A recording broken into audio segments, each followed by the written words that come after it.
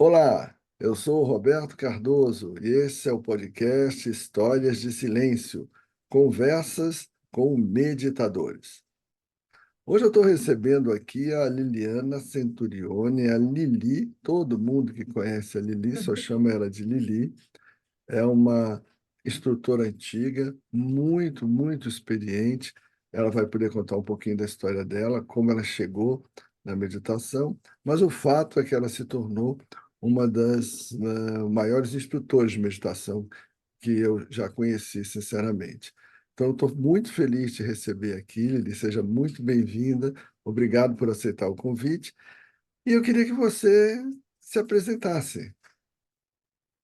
Obrigada pelo convite, obrigada pelo elogio vindo de você, que eu sou uma das melhores instrutoras, vai deixar meu ego ficar crescendo, né? E isso não pode para um bom meditador.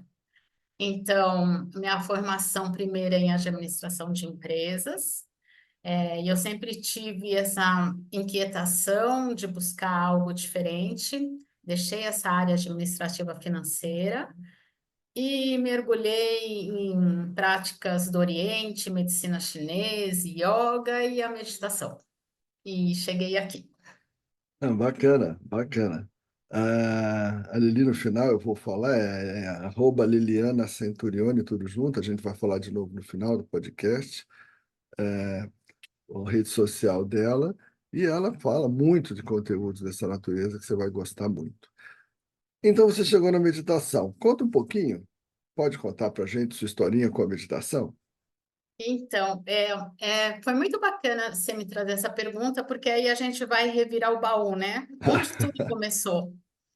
Eu venho de uma família com preceitos católicos, e quando eu era bem jovem, era época de Concílio Vaticano II, o Papa João Paulo II, e movimentos dentro da Igreja Católica muito grande, encontros de jovens, encontros de casais, dia de amizade, dia de canção. E especificamente eu trabalhava num encontro de jovens que era entre colégios religiosos. A gente ia para Itaici, ia na sexta-feira, voltava no domingo, passava o fim de semana em Itaici. E o coordenador de cada colégio, e a gente tinha uma programação desse encontro com Cristo e tal. E num dos momentos, a gente chamava de deserto. A coordenadora geral desse encontro era uma freira do Colégio Rosário, e ela Hum, tinha formação de yoga. E ela trazia muito a coisas de yoga para nós e esse momento do deserto. Então, você acolhia muita coisa durante esses encontros e você tinha um momento para parar e experienciar, sentir, pensar em tudo que tinha acontecido ali. E eu adorava esse momento. Foi onde eu acho que as primeiras vezes que eu tive o contato com esse silêncio meu. hum, E quando terminou esses encontros, eu sempre fiquei na minha vida buscando lugares onde eu podia ter um momento de silêncio, ou no Tai Chi, ou na yoga, ou nos Qigong's. Alguma coisa sempre me levava para esse lugar. Quando eu saí da área administrativa, que eu comecei a estudar mais a medicina chinesa e eu estudando a meditação, eu numa livraria deparei com um livro, Medicina e Meditação, um médico ensina a meditar. E eu falei, médico falando de meditação? Não é possível. Aí, e eu gostei muito do livro. Nós vamos falar, acho que em um outro momento, sobre o que me cativou no seu livro, mas hum. foi um dos livros que, na época, eu fui lendo sobre meditação. E foi um prazer te conhecer na pós da Unifesp. Falei, olha, o cara que escreveu o livro, médico, e no ano seguinte fazer o seu curso. Então, tudo, o universo foi conspirando para esse encontro, né? E já tem tempo o curso, né? Você fez em 2012, se eu não me engano, é isso? 12 anos atrás? 2012 foi a É. primeira turma da segunda leva. Mas você já chegou com muita bagagem da área integrativa, da medicina chinesa, né? Então veio juntar a outros conhecimentos que você já trazia, né? Por isso que eu acho que foi tão legal, ficou uma coisa tão harmônica. E, Né? e com a meditação, depois que você tomou a prática como uma coisa regular, para você, que benefícios você trouxe? Esquecendo agora os benefícios que a literatura cita, a gente está ouvindo aqui nesse podcast, o benefício de cada um como cada um percebeu os benefícios em si. Que benefício você viu em você? É, primeiro, eu acho que foi o feedback das outras pessoas, porque eu vim de uma área administrativa financeira, eu vim de um estresse muito alto, se não foi um burnout. E quando efetivamente a gente começou a meditar, que eu lembro que das perguntas que eu te fiz no curso, até agora, o que eu fazia que não era meditação? Que prática era aquela? Mas não era meditação, mas era alguma coisa que chegava próximo, e esse treino da gente chegar no silêncio, eu acho que está tudo válido. Mas quando a gente efetivamente medita, as pessoas percebem antes que a gente medita. Engraçado, não é a primeira pessoa no podcast, nem a segunda que está me falando isso. Engraçado. Mas foi muito próximo à minha família, porque eu realmente sempre fui muito brava, muito neurótica, e a minha família ficava, Lili, você mudou. Tanto é que às vezes você percebe minha mãe, minha irmã, minha sobrinha começaram a praticar meditação por ver que eu tinha mudado, né? O exemplo, se a Lili mudou, acho que a gente muda também.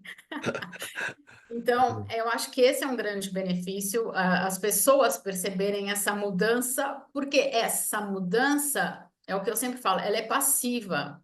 Não é que você deixa de comer banana, você deixa de fazer alguma coisa, não é uma coisa ativa, assim. Simplesmente coisas vão acontecendo e você deixa de fazer algumas coisas, você deixa de ser tão nervoso, você vai perdendo, né? Você vai largando Hum. pesos pelo caminho. Acho que é o grande benefício da meditação para mim. E qualidade de sono, sem dúvida, que é uma das primeiras coisas, né? Então foram esses benefícios mais fortes que você percebeu É, primeiros, assim, né? Que Sim, sim, mas e se você fosse listar os dois ou três até hoje, principais? eu acho, uma das coisas que eu acho muito bacana na proposta da meditação é o fato da gente não julga, não analisa, deixa. Se a gente levasse isso a sério da prática da meditação, e treinar diariamente, não julga, não analisa, isso reverbera para o nosso dia, e isso reverbera para a vida, reverbera para o mundo. A gente mudaria o mundo. 15 minutos treinando, não julga, não analisa, eu acho que isso, sabe, é mais. Porque começar a falar de pontos físicos, emocionais, mentais, ok, mas essa proposta de não julgar, não analisar por 15 minutos, é tudo para mim na meditação. É o É, mais forte. é libertador. E quando, para você, Lili, para você, quando as pessoas começam a meditar, quais as dificuldades são as mais comuns? Eu não vou perguntar quais você acha, quais você vê, que você é uma instrutora, né? Quais que você vê as dificuldades mais comuns para quem começa a meditar? Porque as pessoas ouvem esse podcast e frequentemente todo mundo acha que a sua dificuldade é única, né? É, e talvez não seja. Quais as dificuldades são as mais comuns que você mais ouve quando as pessoas vão começar a meditar? Eu acho que tem duas comportamentos hoje muito marcantes, não só para meditação, mas para tudo. As pessoas querem respostas imediatas. E a Sim, resposta da sim. meditação não é imediata. Então, e quase casa com a segunda coisa, as pessoas criam expectativa e não se cria expectativa com a meditação. É um treino, é um processo e pode ser lento, vai variar muito de pessoa para pessoa, para o momento dela, para quanto ela está dentro efetivamente desse propósito. Então, e aí a pessoa vem, eu comecei a meditar, não melhorou meu sono. Ah, eu penso demais, eu não consigo parar de pensar. Então vem já com um monte de frases prontas e vem. E outra coisa que eu acho que talvez a gente tivesse que ajudar nós instrutores, essa palavra busca. Hum. Parece que tem que fazer uma ação para fora. Ah, estou em busca, então eu vou me mover para. É o contrário. Não faça, deixa acontecer. É esse treino de deixar, sabe, de deixar as coisas irem acontecendo, acreditar que o mundo gira, que você está fazendo parte desse mundo, e que a natureza vai te acolher na sua prática. Começa a mudar. Querer ser o ativo, né, o ator principal, agir o tempo todo, perde um pouco. Então, mudar um pouco a postura para começar a prática da meditação, começar a acolher esse exercício de um outro lugar, facilitaria. Entendo. Então, essa questão, então, de mudar a visão da meditação, né? Que é um papel de instrutor também, de qualquer forma, não é? Eu acho que sim, o instrutor tem esse papel de ajudar a mudar. E o loop? Eu falo muito sobre o loop operacional, aí para o centro furacão, mas essa definição, esse contexto, esse loop operacional, como ele te ajudou? Como ele participou da tua história? Foi fundamental. Lembra que eu falei lá atrás que eu passei na livraria, vi o livro do médico. Uhum. E me identificou porque saía, porque tipo, quase uns 20 anos atrás, os livros de meditação, era aquela coisa meio gurulândia, gratiluz, né? Pessoas que você nem sabe quem é. Mas você vê um médico falando de meditação, você fala, e eu era de área financeira, área de lógica, fala, que bacana, alguém que não vai me trazer uma coisa muito assim, vai fundamentar, vai me trazer uma lógica sobre isso. Porque eu sempre pensei assim, se a meditação é um exercício de relaxamento, por que ela tem tanto benefício? Qual é a diferença dela com as outras coisas? O que que faz a Aham, meditação ser aham. diferente? Porque ela é diferente, ela traz benefícios diferentes. Então, tenha que ter alguma coisa dentro da meditação que a diferenciasse, não fizesse ela melhor, principal, mas ela é diferente Sim. porque ela traz benefícios diferentes. Então, isso era muita lógica para mim, isso martelava a minha cabeça. Quando eu vi sobre o looping operacional, foi a eureka. Daquele alívio no coração. Tem uma forma de fazer, um procedimento que me traz um caminho neural que vai me trazer um resultado positivo. Então veio uma lógica dentro da meditação. Era tudo o que eu precisava. Eu que tenho uma cabeça muito lógica, eu precisava desse caminho lógico. E ó, a meditação pede esses requisitos, são esses e pouca coisa, tá, gente? Quem está Hum, ouvindo e nunca meditou, é, não é é. uma página de lista de coisas, são pouquinhas coisas, mas é um processinho, é uma receitinha. É isso. E fica fácil. Então, sem looping operacional, eu acho muito difícil começar a meditar. É que você fica meio que na tentativa e erro, né?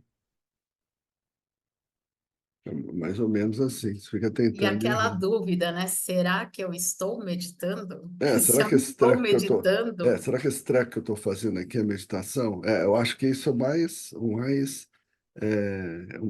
mais legal do loop. Eu acho que além de dar uma fórmula, né, é dar essa segurança técnica, ó, que você está fazendo a meditação. Espera aí, deixa os efeitos acontecerem. E eu falo muito de autoconhecimento e equilíbrio também. E as pessoas, elas vão por esse caminho, elas caminham no sentido do autoconhecimento e equilíbrio quando medita. Eu falo bastante disso. Quando você pratica de forma regular, de forma correta, todos os dias, por bastante tempo, semanas, meses, né? Às vezes anos, quem leva adiante, que é o ideal, você tem um caminho para o autoconhecimento e equilíbrio. Para você, esse caminho do autoconhecimento e equilíbrio, ele aconteceu? Como aconteceu? Como foi essa sua caminhada em relação ao encontro do autoconhecimento e do equilíbrio? bom, eu entendo que esse caminho não acaba. Eu acho que eu ainda estou Aham. caminhando e vou continuar aprendendo a me conhecer e tal. Mas eu acho que a gente começa justamente por parar de analisar e julgar, começa também isso autoanalisar, auto-julgar e se autocriticar. Você começa a se olhar de forma diferente e olhar o outro de forma diferente também. O que eu Uhum. quero dizer, aquilo que eu sou, né, o eu biológico pensante, que você fala assim várias Aham. vezes, né, as minhas formações, as coisas que eu conquistei, elas começam a ter uma importância diferente. Eu começo a me olhar como uma pessoa que tem valores de essência que me acompanham desde pequena. E tem coisas boas e tem coisas ruins. Aham. E sim, aí eu tenho que olhar para mim e falar, ok, eu sou essa pessoa e me tratar com gentileza, porque é essa pessoa. E essa pessoa está aqui para aprender, para caminhar, para compartilhar com outras pessoas, quem sabe arrumar esses defeitos, mas não adianta a gente esconder embaixo do tapete ou é, supervalorizar as qualidades, é é, conviver harmonicamente com tudo isso. E isso vai aparecendo, né? Porque a gente começa a ter tempo para olhar para isso. Né? Em vez de ficar sim, correndo atrás de valores fora, a gente começa a olhar esses valores dentro e fala, opa, e é, talvez aquilo que a autoobservação, né? autoobservação, né? E talvez as coisas que eu não sei lidar, procurar um terapeuta, ou coisas que eu lido demais, mas enfim, isso Uhum. é viver, por isso que eu acho que eu estou no caminho. Tem horas que a vida prega um susto na gente, a gente não sabe como lidar com susto, pede ajuda, mas com gentileza, muda a forma da gente lidar com a gente. Mas isso é muito legal, essa questão da gentileza, que a gente pega muito nela também. E para a pessoa que diz que não consegue, a pessoa fala assim: olha, eu não acho que não consigo meditar, minha mente é muito agitada. O que você diria, você como instrutora? Que recado você daria? Primeiro, quanto mais agitado sua mente, mais você precisa meditar, Assim, né? A gente precisa tirar esses preconceitos de que mente agitada não consegue meditar. Existem até vários tipos de técnica, a gente tenta ajustar uma melhor técnica, mas efetivamente, primeiro, todo mundo pensa muito. Não é aham. um único ser humano que pensa muito, todo mundo pensa muito. E a meditação é justamente para a gente não se envolver tanto com esses pensamentos. Então, buscar um instrutor qualificado, que realmente queira te ajudar na prática. Às vezes, só o fato de você pegar esses áudios em internet não vão, individualizar a sua necessidade. Às vezes, você precisa de alguém que olhe para você a sua necessidade específica. A outra coisa que eu já tinha falado, né? Para de buscar, né? De querer comprar. Meditação não é pastel, né? Chega na pastelaria, eu quero uma meditação. Aí já vem, você já pega rapidinho. As coisas têm processo e é um processo lento, a gente vai fazendo com calma. Então não cria expectativa, né? Para a busca, deixa as coisas acontecer com calma. Então, eu acho que essas são as coisas principais, né? E a meditação é para todo mundo, né? Não foi escolhida meditar, olha, só esse. E, na verdade, esse silêncio já está dentro. Então, o download daquilo que a gente busca já está baixado dentro da gente. O que a gente precisa, na verdade, é limpar, organizar a bagunça que a gente fez durante a vida. Tirar os barulhos, tirar os preconceitos, tirar as coisas para encontrar isso dentro, né? Então é um trabalho muito mais para dentro do que para fora. E é certeza que todo mundo tem esse espaço aí. Não é meu só. Eu não sou uma Ah, pessoa de sorte, né? não, não, eu costumo dizer que é um direito de nascença, isso todo mundo tem. E para quem está começando a meditar e diz que não consegue, olha, estou começando, não tentando, geralmente que orientação você dá? O que está acontecendo, geralmente, para essa pessoa que fala, olha, eu estou tentando meditar, mas eu não consigo. Já tentou, já começou, mas não está conseguindo. Eu gosto muito de outra coisa que você gosta, costuma falar em aulas também. A gente medita como a gente vive. E isso é muito Sim, simples, é muito fato do dia a dia. Então, as pessoas perguntam muito para a gente quando começa a meditar: eu vou mudar porque eu estou meditando? Tipo, tem medo de parar de tomar cervejinha com os amigos? Não é, vai acontecer nada disso, a vida continua. Eu não sou vegetariana, gosto de comer churrasquinho, podem me convidar para o churrasco de fim de semana que eu vou, gosto de tomar cerveja. Essas coisas não mudam, isso é nosso, tá tudo bem. Mas eu entendo que se a gente tem uma proposta de começar a meditação, e eu estou falando que é alguma coisa interna, e que eu estou falando que a gente medita como a gente vive, eu vou sentar para meditar. Antes de começar a meditar, é bom eu dar uma olhada na minha vida. Por uhum, que não conseguir 15 minutos? Aí, sabe, às vezes está no banheiro 15 minutos olhando o celular, e você nem fica 15 minutos no banheiro, mas você é, até passa para ficar vendo a vida dos outros, e que nós é, estamos falando, para de analisar, para de julgar.